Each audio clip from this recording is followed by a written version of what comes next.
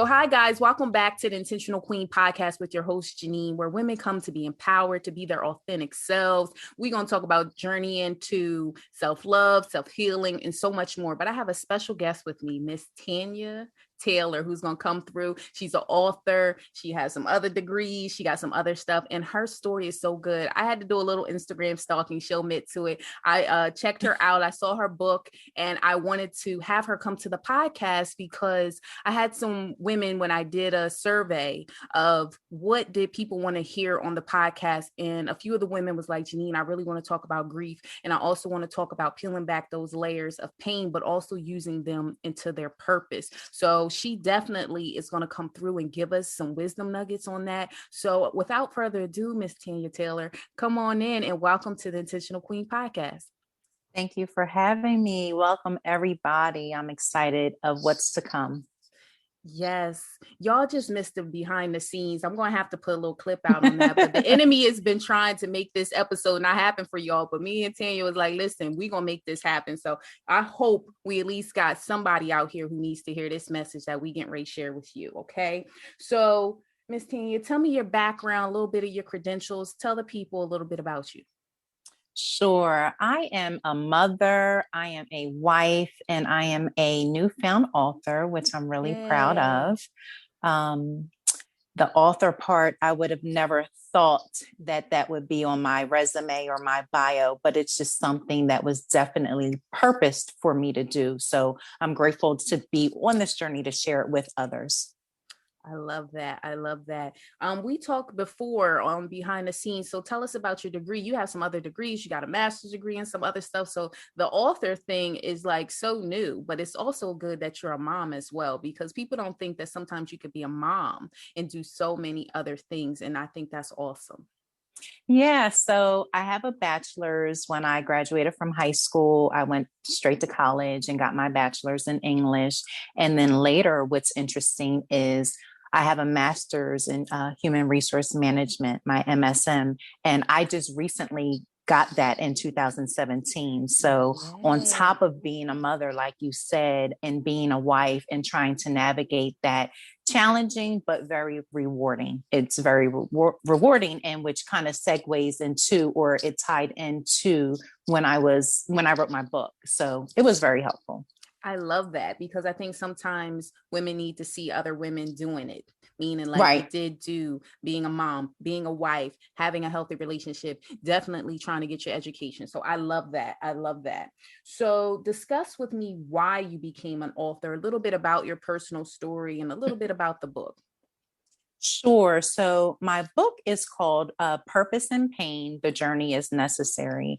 And the book was definitely purposed out of a painful endeavor in my life that had happened. And actually, it was from multiple traumatic experiences. I did not plan on writing a book. It was something that was told to me. Several people said, you should write a book. You should write a book. And I never thought anything about it. But later on, I was compelled to do so. I didn't even have a choice. I was compelled to write this book to get my thoughts, my tears, my journey out on paper so that it could definitely help others. So the book is a little bit about just two different periods in my life. It talks about how I grew up briefly, and just two different periods in my life, suffering just traumatic experiences, whether from death, just sickness and things of that nature, and how I was able to endure, to overcome, and just to deal with the different elements that comes through those experiences. So sometimes when life is all good, it can throw you a curveball. And how do you handle that? Where do you go? How do you turn? Who do you turn to, actually? And I just kind of took that experience and put it in my book so that hopefully it will bring hope to others and let them know that they are not alone, and that they can get through and process all of that information and all of those feelings and things of that nature, that they can sustain that time, that storm. Wow. Listen, I was sitting here getting a little teary-eyed because I know some of the behind the stories, but The overcoming, I love that. I talk about that a lot on the podcast about overcoming obstacles and also about storms, because we know storms come and storms go. The Intentional Queen podcast was birthed. Me and you both discussed, we're a little bit more on the private side. We don't like to be in the forefront, but people told me, Janine, you gotta get your story out. You gotta do this podcast. I was like, no, that's not what I'm supposed to do. And then I felt compelled, and here we are, and we're out here mentoring, but we're also up there sharing the journey because we've been there. And so we're showing people they're not alone. So when you said that, that just resonated so good with me, because that's what people need to know. They are not alone, and that there are ways and things to do, to seek. And like you said, who do you turn to when things change? Because life can be good, and then it throws you that curveball, and you like, whoa, what is this? And how do you deal with it? Because most of the time we either stuff it, like we're not going to deal with it, or you go to the full depressive side, or it just shows up in other ways. So I feel like this is definitely something that is a blessing, and I'm so happy and proud of you that you took that step and leap of faith. You know what I'm saying? Sometimes we need to hear that when we did it, because it's nerve-wracking, right? And so I think that's awesome. Tell me a little bit how you think grief shows up in other ways, or even the inspiration, like the path to the purpose. Why did you feel that needed to be done? Grief shows up in ways that we may not even think. So, of course, there's the obvious, you cry, you hurt, you scream. Some people not being able to process the grief, they may turn to, drugs, alcoholism, things of that nature. So grief shows up in many, many ways. There's also like a disenfranchised grief, meaning when people think grief, they think, okay, my mom died, my dad died, my brother, my sibling died. But grief could also be the loss of a pet, the loss of a job. If you lose a limb, think about veterans and when they come back from the war and different limbs and things that they have lost, you grieve that, because that's something that's been a part of you for so long. So there's a certain type of grief there. But what's important is well, let me get back to what you said. How does it show up? Whether we overeat, whether it's anger, it's depression. The first thing, you just want to withdraw when we should really run to. That always amazed me. Why do we kind of go into a cocoon? We want help. We want the love and support, but we don't want to be bothered all at the same time. It's really weird. But grief, people experience grief differently. So it all depends on what you're going through. But also, grief, I want to say that in the midst of grief, so, you're sad, you're mad, there's different stages to grief. There's depression, and they say 5 to 7 stages of grief. You have to allow yourself and give yourself permission to grieve. That's good there, y'all. That's notes. Sorry, I didn't mean to interrupt you, but that's notes. Allow yourself to grieve. Sometimes we stuff it. We don't want to deal with it. That's good. You have to embrace what you are feeling in that moment. And that's the number one thing we do. Once the feeling comes up, no, I have to be strong. I can't deal with that right now, or I don't want anyone to see I'm crying or I'm hurting. And it's a call for help. It's really a call for help. So you have to embrace what you're feeling in the moment. You don't have to be strong. Strong, quote unquote, in the sense of feeling like you have to pack that away. That's not healthy. And when you don't grieve healthy, it leads to other adverse effects. So embrace what you're feeling, recognize it, actually welcome it in so that you can try to start to heal from it. I mean, when you was talking, I think with me being a nurse and everything, grief, like you said, it could be a pet, it could be a relationship, like just even those people are still alive, they're not dead, but it's the death of a relationship or multiple things. I mean, I was sitting here thinking, I'm just like, yeah, grief means a lot. And also when I was in nursing school, we had the Kubler-Ross, I might be messing her name up, but it was a theory, and she talked about those stages of grief. And that first one is what you said. And the last one is acceptance, like just accepting what has happened, but it's a transition. And a lot of people don't even want to start the process. So I think, like you said, embrace that. And that word strong, that comes a lot in my personal background, where strength was something that was key, but sometimes people can misrepresent that word strong and go in the cocoon and not embrace the help that people want to give them, or people look at them like, well, they're so strong, I don't know how to help them. So be welcoming to the support. Absolutely. That strong word, it's so overrated. And actually we use it wrong when we think we're using it right. And you being strong is recognizing how you're feeling, identifying, and then wanting to help change or heal that. That's the strength. But that strong word has been butchered in so many different ways. But once again, we only know what we know, or we know what we're taught. So we think we're doing what's right when actually it's really hindering and hurting us sometimes. That's so good. That's so good. So that segues into our next question, because I had another queen reach out to me. She wanted to talk a little bit about generational curses, or just generational concerns or things that lead, like you said, into how you were taught and why we respond or why we do the things that we do, and how we can put a pause there and change and do something new. So talk to me a little bit about like generational stuff and how we can kind of break that mold if we need to. I think first with generational, you have to first see the pattern. That's, hence generational. So if you can recognize the pattern, my grandmama did it, my mama did it, now I'm doing it. Once you can recognize the pattern, you have to acknowledge it's there. And then once again, want to change it. What may have worked for my great great grandmother in the time that she was here on this earth may not work for our generation at this time. And it's okay. Guess what? It's okay. Change. It's okay, y'all. It's evolve. okay. Right. It really is okay. We change, we evolve, we do things differently. And sometimes it doesn't take out the base or the foundation, but you have to roll with the time as it's changing. And so something generational, if it was adverse or it's not healthy, we need to change it. And so many times I can only pour into you what was poured into me. And sometimes our parents can only give us what they got. So they were doing the best that they could. And they think that was right. And it may have been right, but it could have been tweaked or better. And sometimes it was just dead wrong. And so those things that are just dead wrong, and like, I don't want to raise my children that way, those curses, you cannot allow it into your daily activity, or how you teach, how you mentor, how you self-love. Right.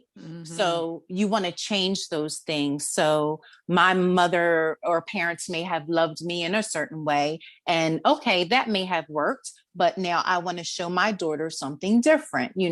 I grew up in a generation of, why did you do, mom, well, why'd you do that? Because I said so, with no meaning, no explanation. And if we question it, it was shown as being disrespectful, but we're not being disrespectful. We're just, I'm curious for them to elaborate on what it is that they're doing or saying. So you want to first recognize that there is a generational curse, and then want to change it and be okay with saying it stops here. That does not work for myself at this time, and move forward. Oh, that's so good. I hope y'all took notes on that. And like I said, this is for a special queen that requested us to dig into that. So I think that's so good.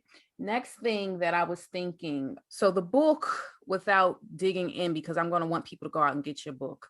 But one of the things you talk about is how the death of a loved one, and then you had a relationship that, you were in, and then life didn't allow it to happen the way you wanted it to happen. I'm trying to find those words. And then you found your new you, like you just like blossom. I think of a lotus. Like sometimes lotus flowers are the prettiest flowers, but they come through the mud. And that's how they persevere. That is why they are resilient. They come through. And I feel like when I look at you, and when I got to hear your story, like I said, it had me a little teary-eyed.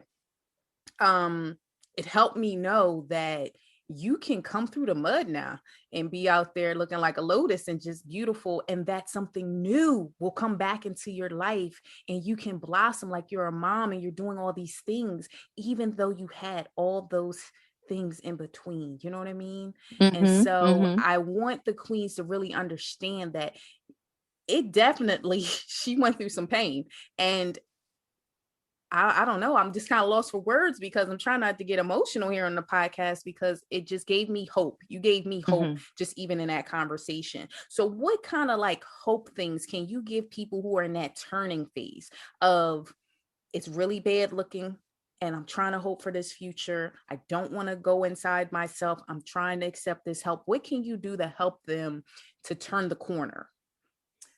Well, to whom much is given, much is required. And I have to say, it was my faith that gave me the most hope. It was my faith that honestly got me through. During this process, I did not recognize what was on the inside of me until I had to pull it out. So sometimes if I'm always living on the high horse or the high hill, there's no type of challenge, there's no type of growth because everything is so easy. And sometimes in life, when you have lemons in your life, it's not to try and destroy you, but it's to make you grow. It's for you to evolve. It's for you to see other facets of who you are. And so earlier on, you were stating how, we're both background people. I'm good in the background. I will, do your hair, put your makeup on, have you looking fly as all get out and push you out there. And I'm good. Like, yes, you did it. Go, girl. I'm good with that. But apparently it wasn't enough. And I needed to come to the forefront because apparently there were things on the inside of me that others needed. I just had to recognize that it was worth something. Come on now. And so, 2 snaps, girl. Come on now. Yes. In the interim, in reference to the hope. So as I'm going through my journey, as I'm experiencing death, people may say, oh, well, it's a part of life. You live and you die. But at the same time, where I am, I'm a homebody. I'm close to my parents. In the book, I moved away and I had to be disconnected from my safety net, right? My friends, my family, my normal everyday life with my routine, what I was used to. I had to be stripped away from all of that to grow. I had to be stripped away. Hindsight looking back, this is what I've learned after the fact. And I had to be stripped away to experience these traumatic, uncomfortable chapters in my life so that it could bring out the best in me. So I would know who I am, what I'm capable of, and that it's important. Because for a long time, I never really felt like I mattered. What I had to say really mattered, or I never felt like I know I mattered, but I never knew the impact that it would have on people. And that was honestly in the last 5 years, I've just been realizing it, that I impact people. We all impact people, whether it's positive or negative, but you have some type of impact. I never knew the capacity of my life or what I said impacted people. And even though people may say, oh, they may acknowledge it and say how you impacted their life, I still really didn't get the depth of it. So my experience, I do know for a fact that my experience through my faith had to come to the forefront. And that's what prompted me to write the book, because it's none of me. I would have never written a book, but I got to a point in my life and God was like, you need to write a book. And I'm like, okay, I will write it. And that's the only reason why I'm writing it. Not for recognition for myself, like only because you said write it. Now, wherever it goes, wherever it takes me, that's all on you. But I will do what you told me to do. So there was a point in my life I was compelled. I was scared not to write the book because I knew I had to write the book. And actually, the book is just a snapshot. It's a snippet to my next book. In the middle of writing the first book, I already knew there was a second book coming. And so because of that, because that's not normally me, how my thought process, I knew it was something greater than me. So I had to move self out the way and just be obedient to what it is I needed to do. So having hope or trying to turn that corner. If little old me can do it, I just feel like anybody can do it. I want to say to the queens, get around people who will encourage you, who Yes. will listen to you, who, even if they don't agree, they understand your perspective and where you're coming from, and who will support you in what you're doing, who will hold up your hands and arms when you can't hold them up yourself. That's the circle that you need, because that's what will get you through, including with all of that with your faith, because it's a strong force. You cannot do it alone, but you can do it. And you have to just tap into, whether it's a song, whether, if you're a believer, a word, a scripture, tap into something that you can draw strength from to hold you up while you're going through a transition phase, whether you're going through a journey, regardless of what it is that you're doing. You have to make sure that your circle is tight. And even if your circle consists of one, it's still a circle. So grab a hold of something, someone, and just disconnect yourself from the naysayers, disconnect yourself from the negativity. We all have opinions, but just really try and hone in on, what is your gut telling you? What's good for you? And you can definitely get through anything. You can get through anything. But I truly believe it has to be something higher than yourself, because we're just human, and you can't do it alone. There's different elements and things that you need to make that journey. Like, if you're riding a horse, you need the horse to get on. So, that's my take. I'm sitting here taking my own notes, Queen. So I hope y'all taking some notes.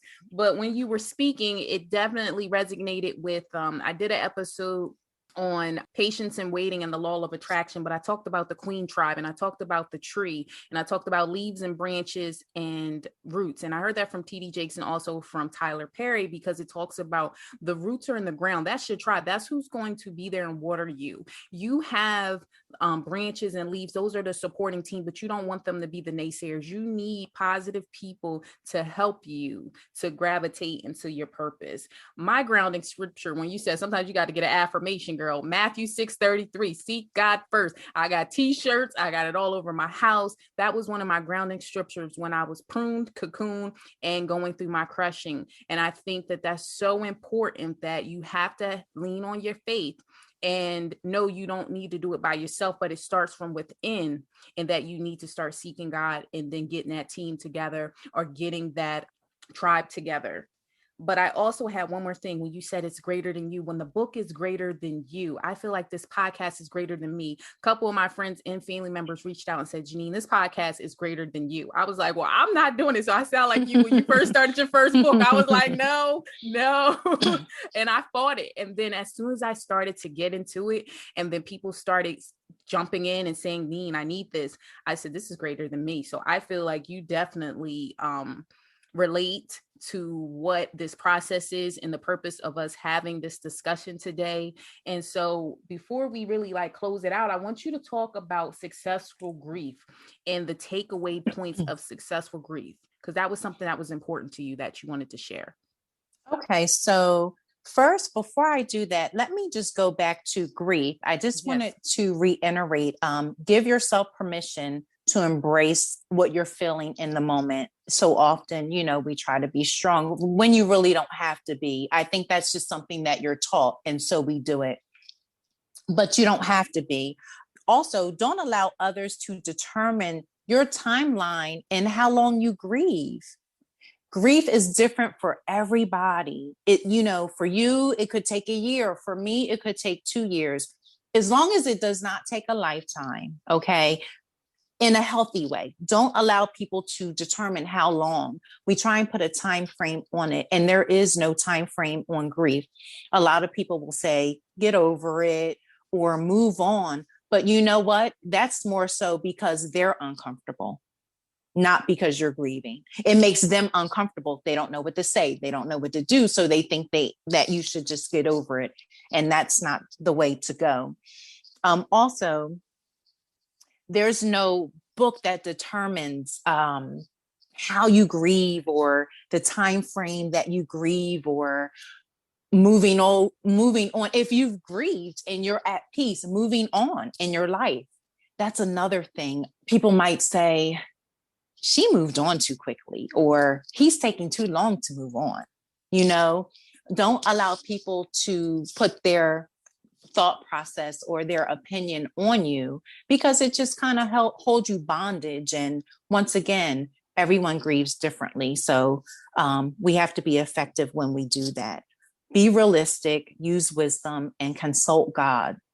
Consult God in all that you do. And when you do that, you will be, even though when you're grieving and it hurts and it's painful, you can really be at peace when all hell is breaking loose. You really can be.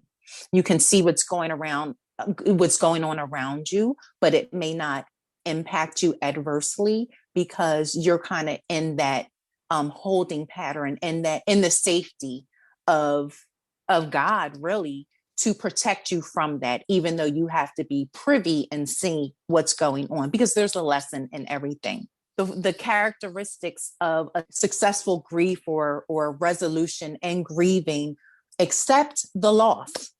First, accept the loss. Accept the reality of the loss. The quicker that you accept it, is the faster that you can start healing. So accept that loss. Experience the grief and the emotion. So many times we know we're grieving, but we won't embrace that emotion because it's too painful. I don't want to think about it. We rather, once again, pack it away, as opposed to just dealing with it, right? Yes, I so agree. Yes. Adjust to that new environment without the person or without the situation. Whatever your grief is, whatever caused your grief, adjust to that new environment. I call it the new norm. That will be my new norm now. No different than, well, it could be different, but I'm just using this as an example with COVID. We never seen this coming, and it still hasn't went anywhere. So what is the new norm? How do I navigate through this right now? It may not be or I may not be able to do the things that I used to do as easily, but I can still do some things. So how do I navigate in my new norm? And, withdrawing emotion or energy, reinvest that emotion and energy differently. So when we talk about grief, it's okay to cry. It's okay to kick. It's okay to scream. You definitely have to embrace it, because sometimes it comes in what am I trying to say? In different moments. And waves, you don't see waves. That's what I'm trying to say. Thank you. You don't even see it coming sometimes. There's little things that could trigger it that you wouldn't even think that would normally trigger it. But when it does, recognize it. Just know that's what it is. You're grieving that person. You're grieving. I was telling a friend, my mother had passed away in 2014, and I was telling her that slow songs reminded me of my mom, and I didn't even know why. It didn't prior, but it just did. And so I'm like, okay, I'm turning the radio off. I can't listen to this. So just recognize what is triggering that. But then once again, once you recognize and come to grips in terms with what you're going through, take that energy and say, how can I reinvest that energy into something positive, so that now, as I'm missing my mother, I'm not always mourning, but I am celebrating. I am remembering the good things. I can even laugh and chuckle about some of the silly things, to be able to start that healing process, and to just kind of grieve in the healthy realm of grieving. That's so good. I'm up here taking my notes, queens. I hope y'all are too. Reinvest that energy. I think that was so good right there. Reinvest that energy. Do something positive and celebrate the good times. Mm-hmm. Absolutely. Absolutely. And don't apologize. Invest in you and don't apologize for it. If I can't take care of me, I can't take care of anybody else. I have nothing to deposit into anybody else. So you have to really, whether you have to get counseling, therapy, there's nothing wrong with that. It doesn't matter how long it takes, because we're always trying to better ourselves. So if you're trying to become your authentic self, the best you that you can be, sometimes we need counseling. Once again, back to generational curses. That's a stigma, right? We don't do that, but that is the best thing that you could ever do. Mm-hmm. Once again, in my book, when I was going through one of my challenging times, I had came home and I had lived out of the state. I moved back home and I was just so angry, didn't even know why I was so angry. And that's not my character. That's not normally me. And when I realized what it was, I told my friend, I said, I need help and I need you to get it right now. Like today is too late. I need it now because I think I'm about to have a nervous breakdown. Never had one before, but I think I'm about to know what it feels like. I said, so if you don't get me some help, something's about to go down. And so when I went to therapy, that was the best thing that could have ever happened to me. It's just so liberating. We have our preconceived notions of what we think it will be. Well, why do I want to pay my money to them? And I can talk to anybody and have anyone listen. No, it's just, it's a process. It's therapeutic. You need to be able to pour all of out what's in you to be able to then, scatter those pieces and start putting the pieces of the puzzle back together. So whether you need to get counseling, do that because grief is real. It will take you up out of here if you let it. And so say that one more time for the queens. They need to hear that. Grief is real and it will take you up out of here if you let it in several different ways. And even in some ways that we don't recognize as being the obvious way or what it is that we equate to grief. Behaving in manners in which you did not do before, but it's a cry for help. So we just need to be sensitive of that and make sure that you don't let others rush you through your grieving process, but just make sure that it's in a time frame that's healthy, because if it is for too long, you need help. You need help to grieve. I'm giving you 2 snaps over here. I mean, it's a sensitive topic. Like I said, May is Mental Health Awareness Month, and you talking about the stigma of counseling and therapy. It is therapeutic. I mean, I had my own therapy journey for my own stuff, and I feel like it was a game changer. Actually, that's how I was able to do the podcast. My therapist was the one that said, you need to do something and you need to manifest this because you got some stuff to tell. I was like, no, I don't do that. But look at how we are now here. You're doing your second book. Like, this for me is growing and I'm getting people on here. I'm not even just speaking with myself. I'm trying to find like-minded people to come and give the queens something that they're asking for. So you definitely gave us some tips on how to invest in ourselves, how to seek help, really how to grieve healthy. And really the biggest thing I took with that is time frame. So many people push the time on you and then you start getting frustrated with yourself if you feel like you didn't meet that goal. And so whatever time it needs to take to do it, you do it. But like you said, not a lifetime, but let's do it. Let's start, right? Absolutely. Absolutely. I agree.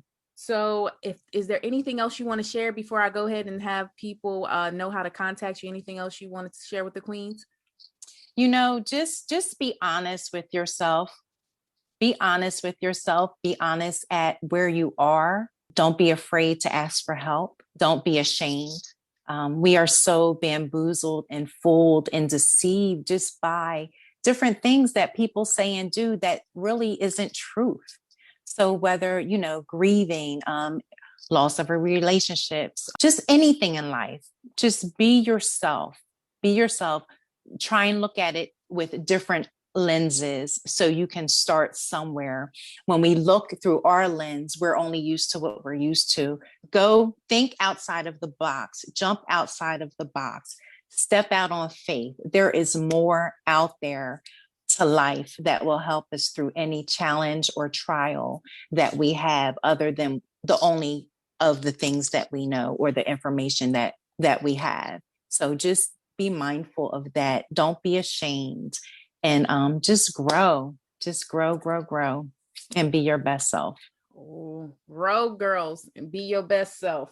So now I'm just going to have Miss Tanya go ahead and tell us her contact information. How can we get in touch with you? How can we get your book? Run all your stuff down so we can reach out to you.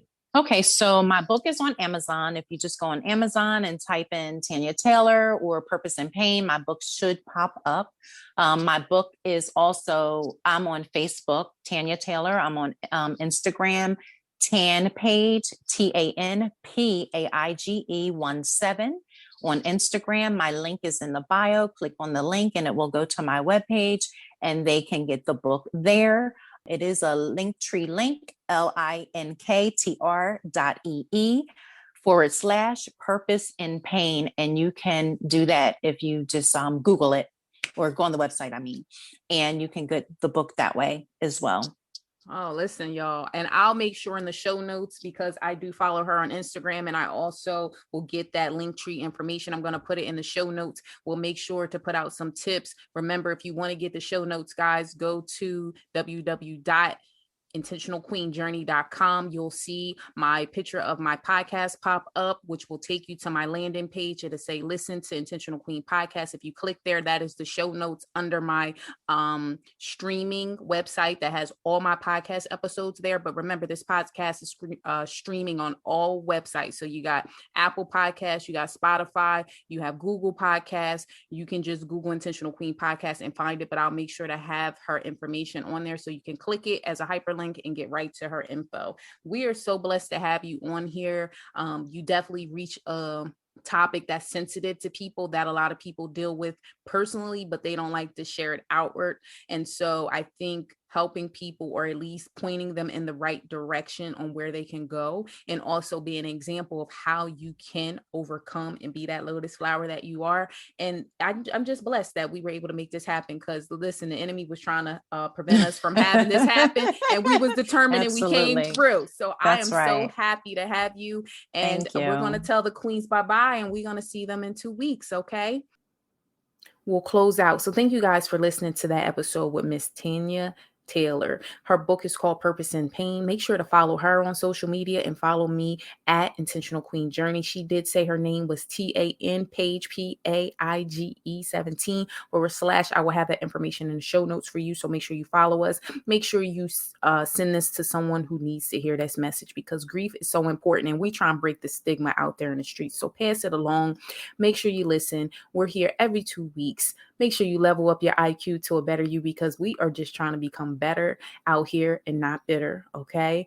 And as I said, snapshot a photo of you listening to the podcast. Go ahead and give me a review on Apple Podcasts, because when you do that, it makes the reach go further for the women. And I just want to make sure that I'm just getting the word out, and I can't get the word out without you guys. So I need you guys just as much as you need me. You pour into me just like I'm pouring into you. And I just want to just create the community that we need. So have a blessed week, guys. I'll see you in 2 weeks. Make sure to send me something and let me know if you really like this episode and if it was important, because this was particularly for 2 or 3 queens that asked for this. So I pray that this blessed them in the way. And bye-bye. See ya.